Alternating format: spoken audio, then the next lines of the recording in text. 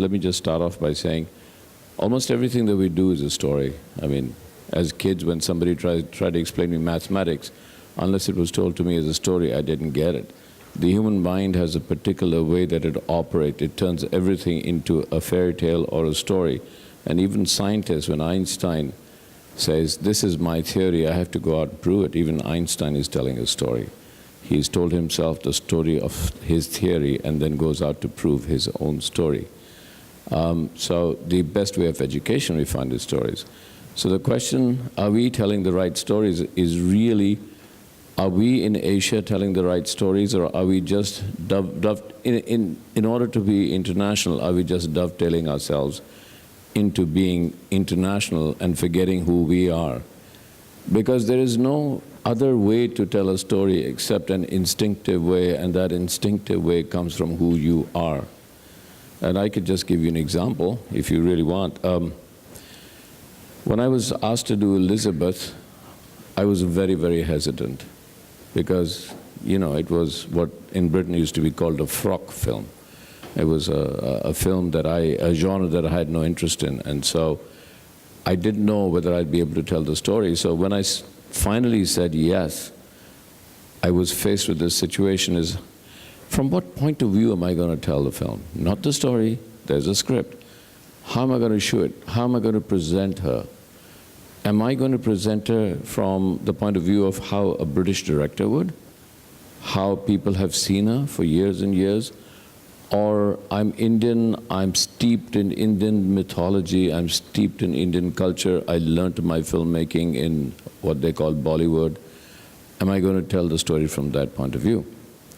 And I realized that the only way I could ever succeed in telling that film, or telling that, was what do artists do? They take something and then they interpret that from who they are.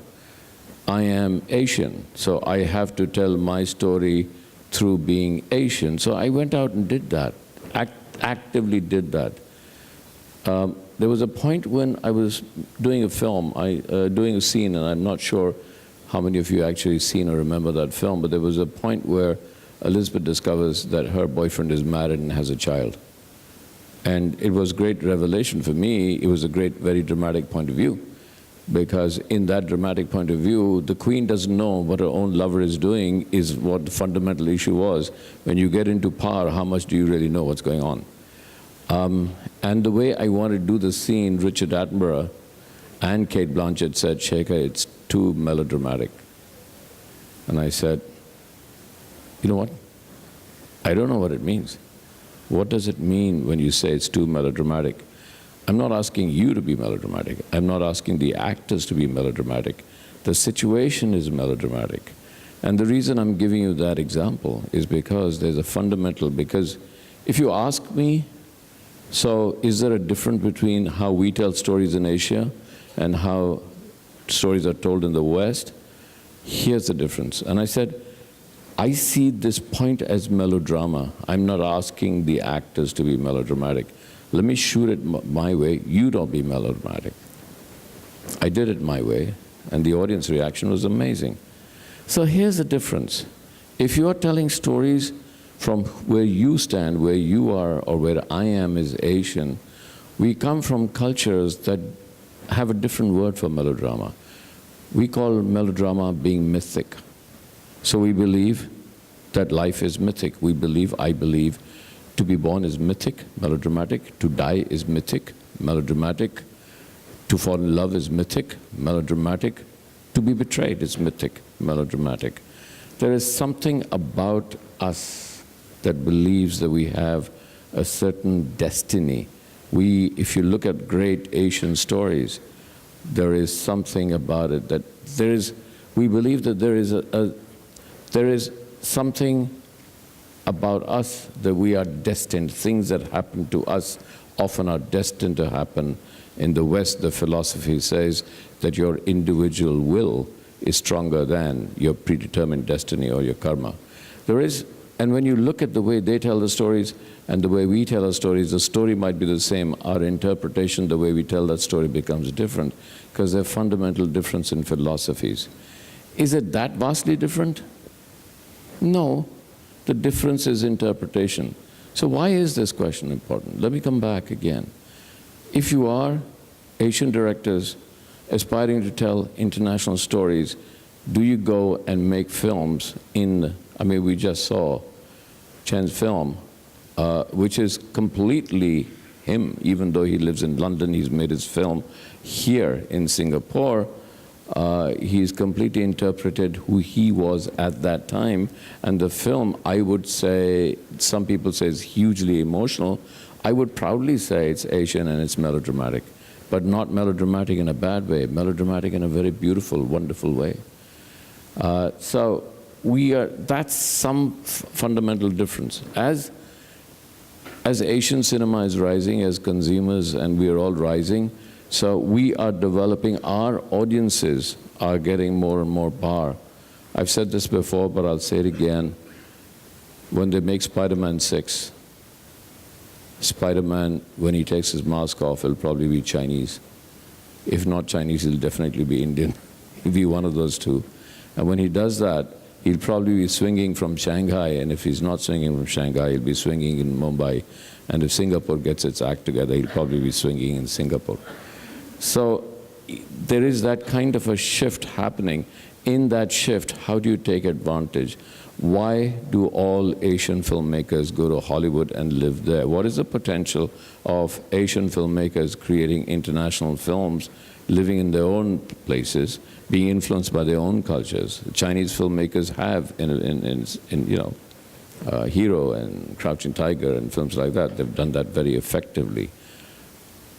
What else is the difference? I mean, when I look at Hero, there is something about Eastern storytelling that is kind of open-ended.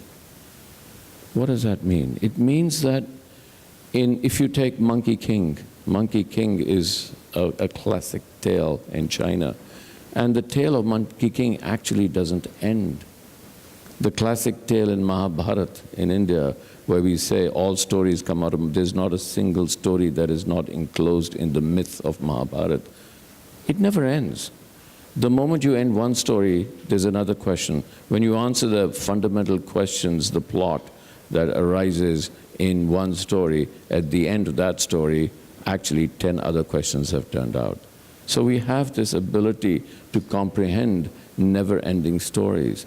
And therefore, it's not surprising that a film like Life of Pi does much, much larger business in Asia. It's a big hit in the US, but you look at the numbers in Asia, because Life of Pi, in a way, was a very Asian story and a very beautiful, mythic form of Asian storytelling, where it's philosophical in the way that it is offering you far greater questions to ponder and take home than it is answering for you. At the end is asking, so who was the tiger? Was the tiger the ego? I tried that in Elizabeth. I don't know how many of you remember that. But in the end, the last scene of Elizabeth, when she comes out in a white makeup, she says, I am now a virgin. What does that mean? What does it mean for a woman to suddenly say? Because I found in all of the press that I saw, they all said she's a virgin queen, and I said, well, how do you know? That was 600 years ago. And then so I took virginity and made it into an explanation of a political, it's a political idea, saying I am now a virgin. But what does that mean? What does that actually mean? Does it mean that I have now taken on the mantle of Mary? You know, Mother Mary, have I now said that I'm dropping my sexuality? Am I freeing myself from my sexuality? Am I adopting a further stance of spirituality? It could mean 20 different things. And that was the last scene of Elizabeth. I remember somebody called me and said, very huge American paper gave a review of Elizabeth. And somebody phoned me and said, hey, they gave you a terrible review. I said, I wanted to put the phone down, not hear about it. But I mustered the courage and I said, what did they say? They said, it's a Bollywood film. I said, that's an amazing review. It must be an amazing review. That's what I went. So Elizabeth, that was nominated for 8 or 9 Oscars, The New York Times called it a Bollywood review, it's a Bollywood film. So where are we? You know, there is some kind of thing, and I found that to be an amazing compliment. So I think that's the kind of thing that I would like to raise. I've been trying to make an independent film for a long time. I decided at one point that when I'm asked to do a Hollywood film, I try and bring that mythology to it, and sometimes I don't succeed, and I want to stay with that mythology not because I don't want to do the films, but I think that in doing that, I may not be doing what I'm best at. Why do a film if somebody else can do it better than you? So I'm now doing a film called Pani, and I'm doing a big TV series for Fox on Rasputin, because I find Rasputin in itself is such a huge mythic story. And when I pitched Rasputin out to the studio, here's how I pitched it. I said, and it's a very Eastern way of looking at it. I said, Rasputin, the big question is, was he Christ or was he Antichrist? And isn't that the fundamental question in all Eastern mythology? Who are we? Are we good? Are we evil? Who are we? Ultimately, we have an evil side and a good side, both enclosed into one individual. And therefore, I went for Rasputin. On the feature film side, what I'm doing is a film called Pani. Pani means water. And I did not know how, because films are going more and more towards visuals. Now what's happening is the production design is telling you a greater story than the plot. And if your production design can tell you a great story, then you take some of the weight off the plot, and the plot can actually become more subtext. So how much of that can you put into the design of the film? And Alex McDowell, who's done Superman and Fight Club and all, we work together a lot on these ideas of world building. So let me show you, even before I wrote the script of the film, what I did.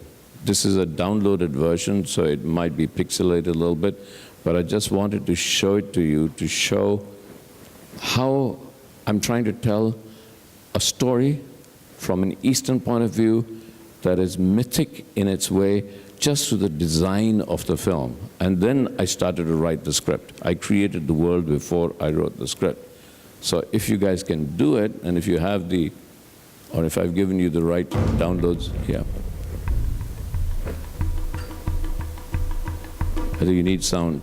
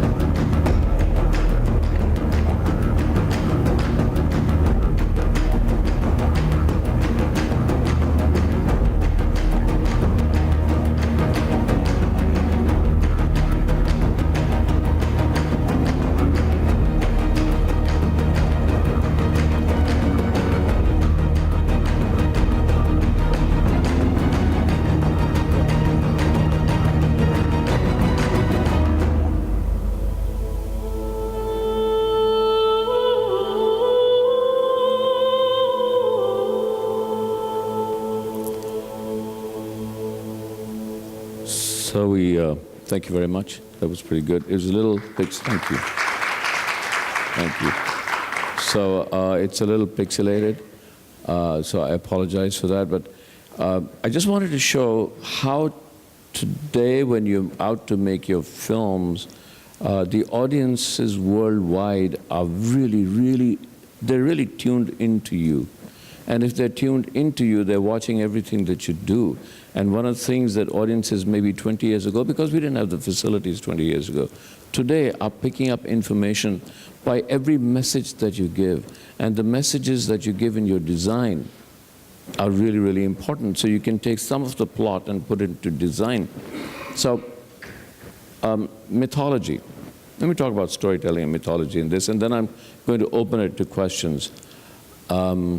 Because I'd really like to know, because I could go on talking about this. I built that before. I had a story in mind. You cannot live in Asia or in India, certainly, and not be aware of water problems.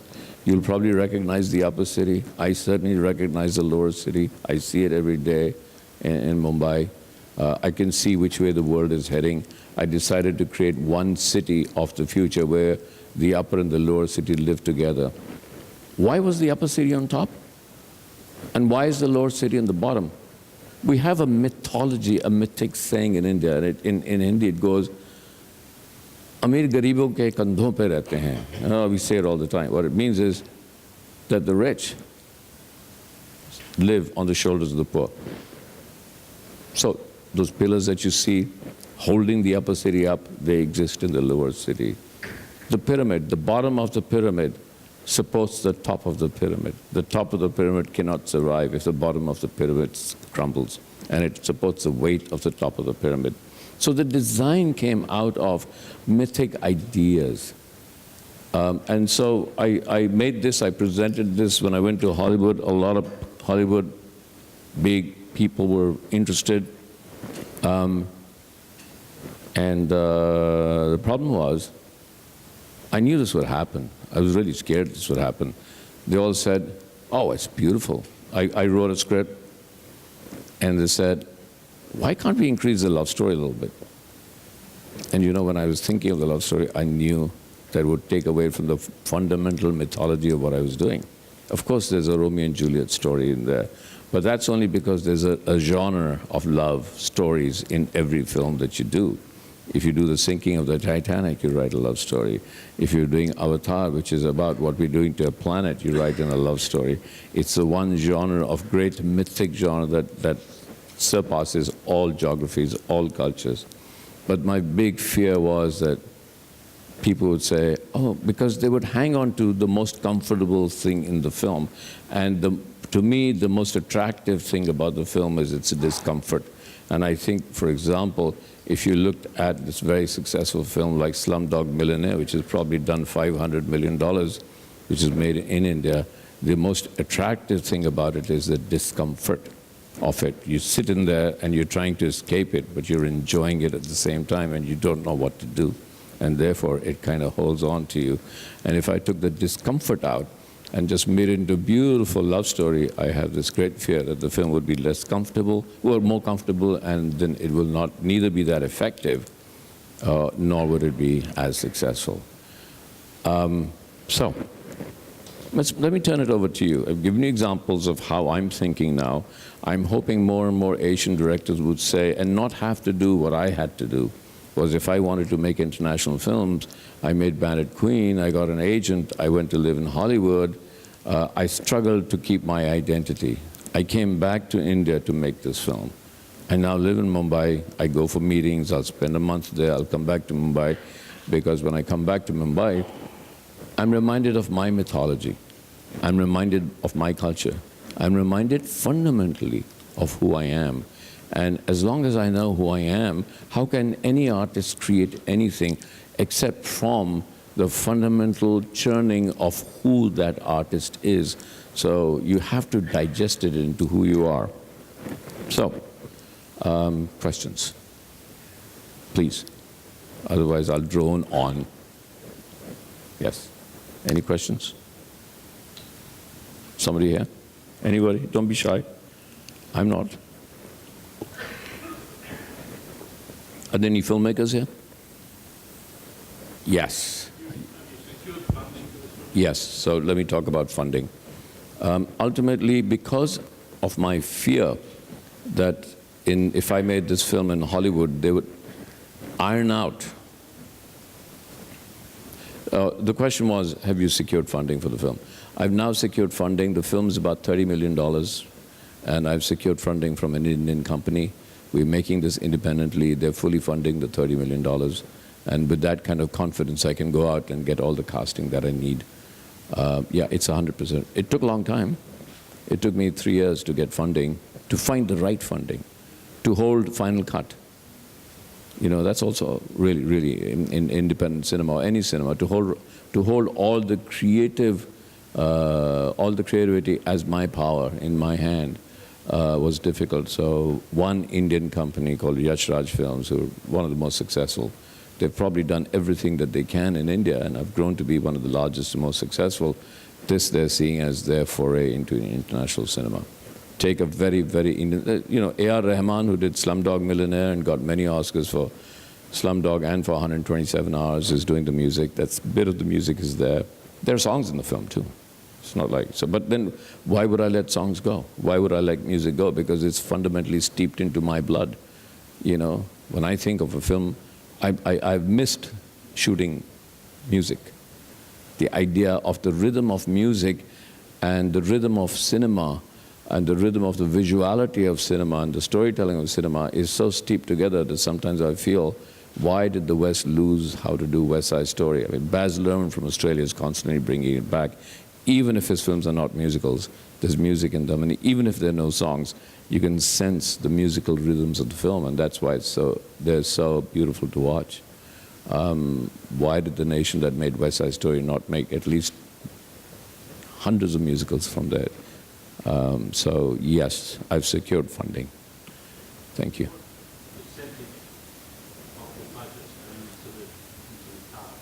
Into the cast? So, go ahead. What percentage of the budget is going into the cast? That's a question. Depends on, right now we are out to and potentially going to be getting, there are 5 main characters in it. 2 or potentially 3 of them are from the West. But the 2, depending who we are out to, and I think in the next month we'll know, we're looking at price and schedule. So we've put a budget of 30 or 35 million. If it's a major, major star, they will push the budget up, but then when you do your foreign sales, you get the money back. The important thing is we hold the rights. We hold the rights, and we'll do the foreign sales. And the idea is that we'll give it to a major studio to release. But because we are not asking them for money, we've got the money to shoot it.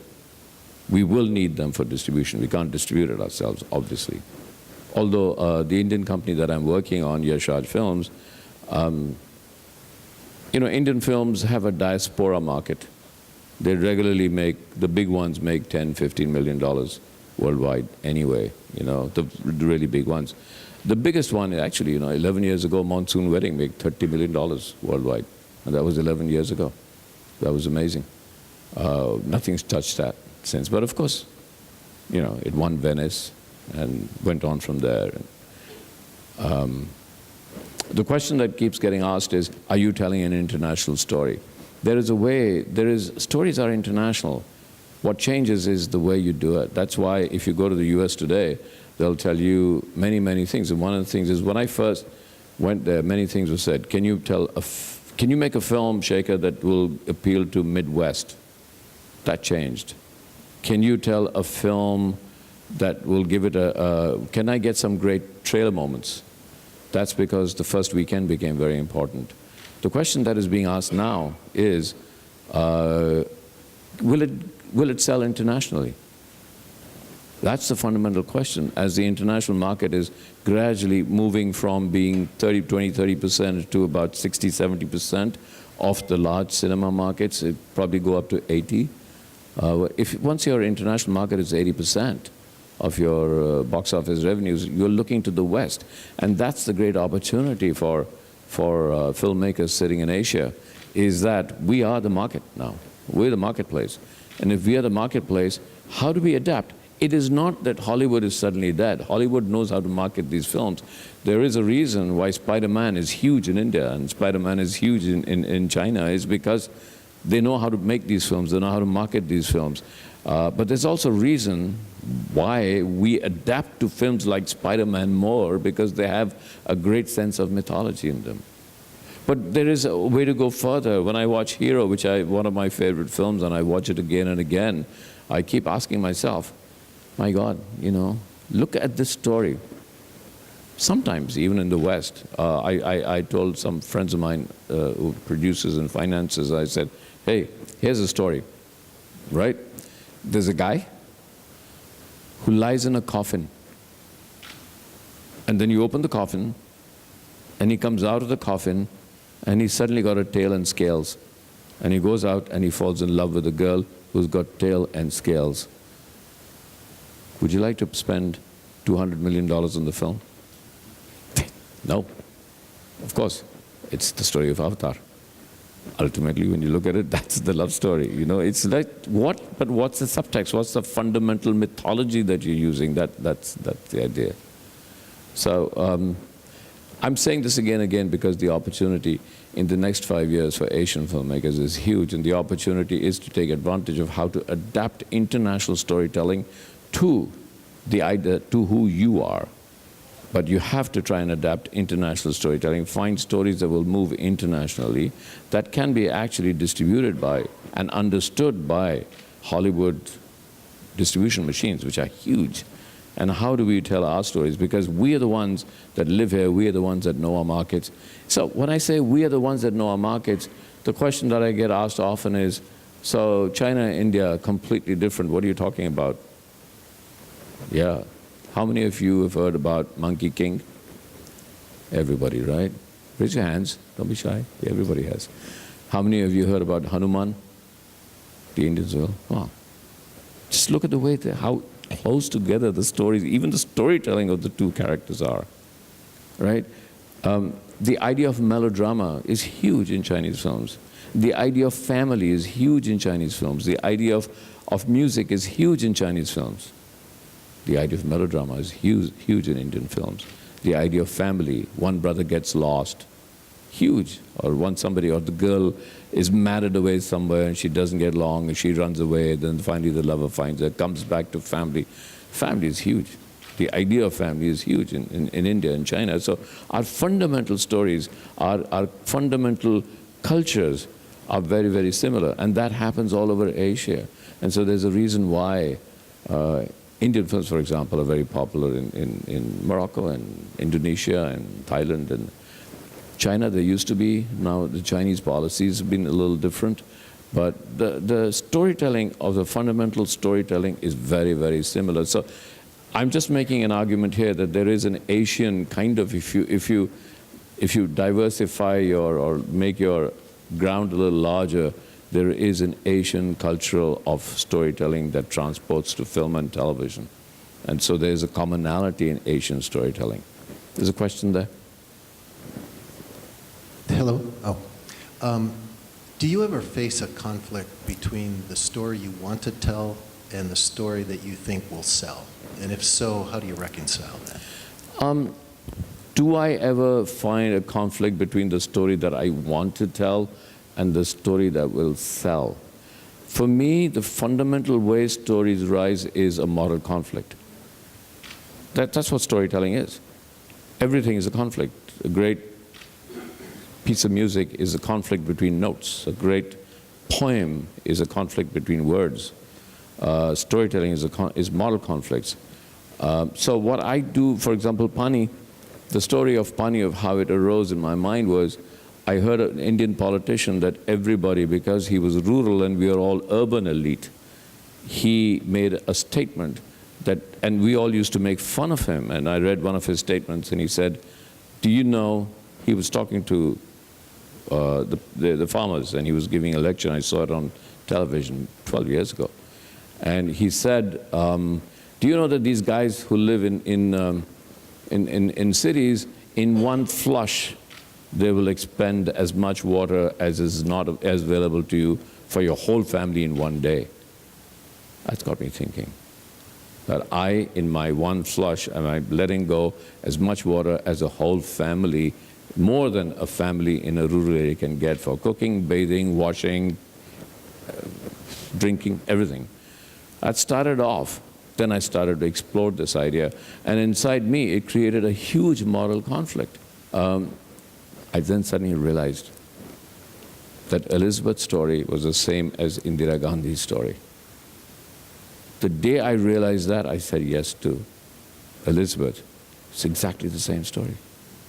And so then I started to adapt it, and then I started to sit with the writer and work it out.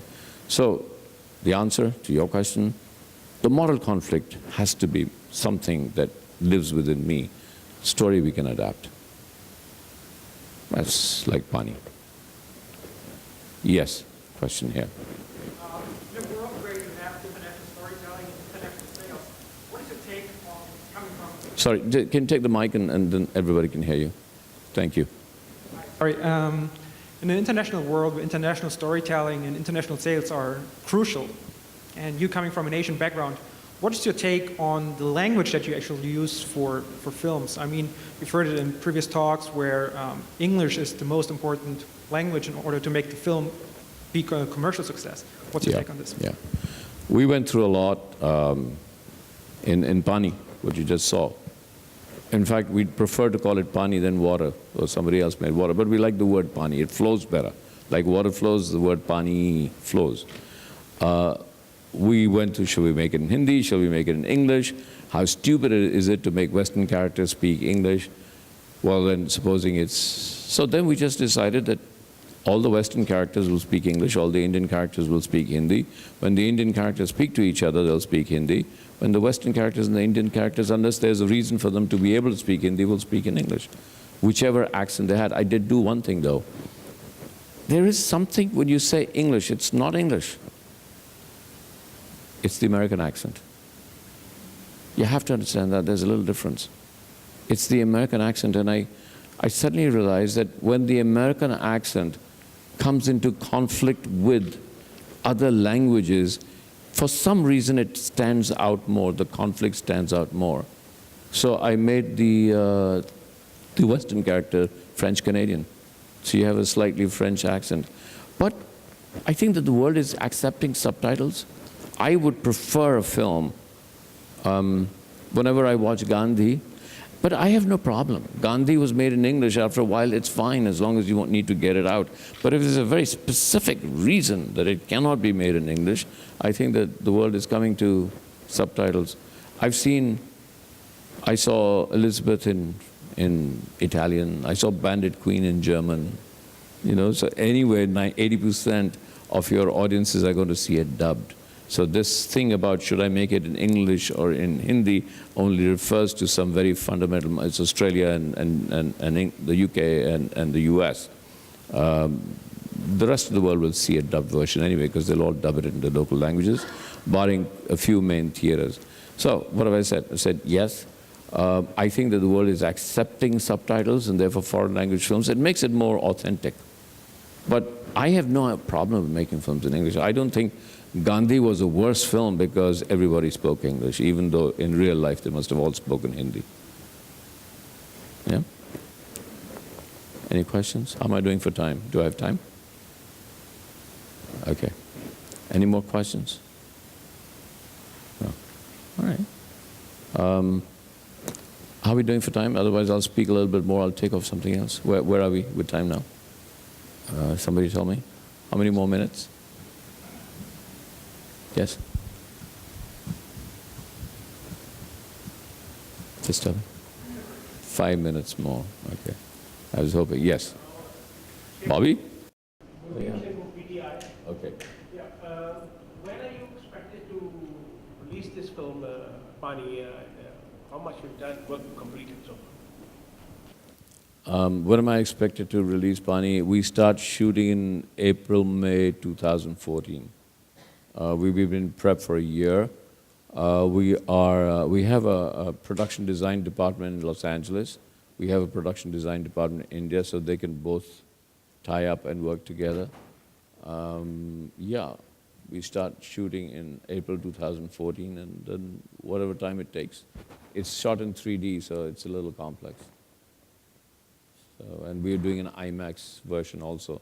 So we're doing everything that international films do, except we're doing it as it is a fundamentally Indian film.